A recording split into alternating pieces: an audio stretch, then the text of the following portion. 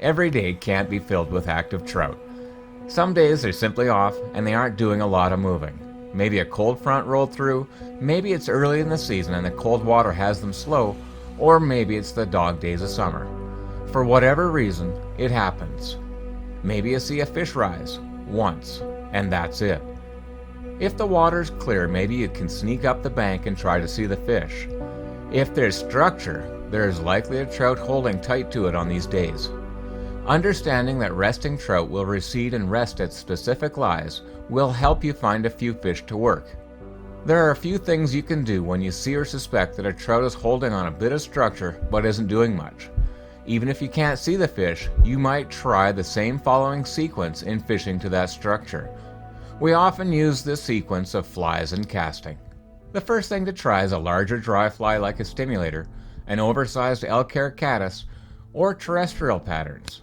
Instead of casting tight to structure right away, test the waters by casting a few feet out. Trout have a lateral line of nerves that detect food dropping onto the water's surface, and landing a few feet out allows it to come to the food. This helps to not spook the trout by landing a larger dry fly on its head.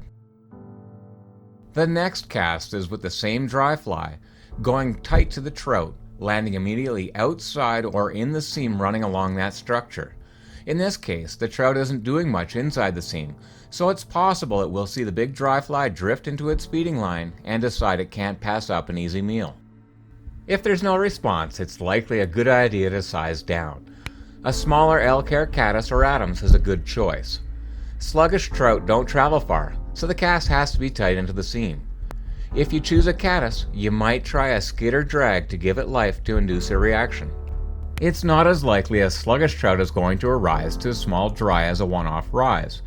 It's possible, but what's most likely is that it will eat a dropper nymph.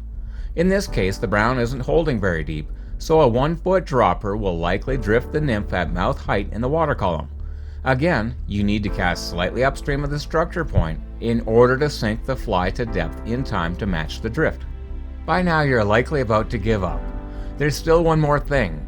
Repeat that dry dropper cast, but this time as the dry dropper comes within a foot of the trout or structure, do a little skitter of the dry to induce some lifting life to the nymph. Sometimes that's just enough to entice the sluggish trout to eat anyway. As a stroke of luck in filming this video topic, that's exactly when this nice brown decided to eat.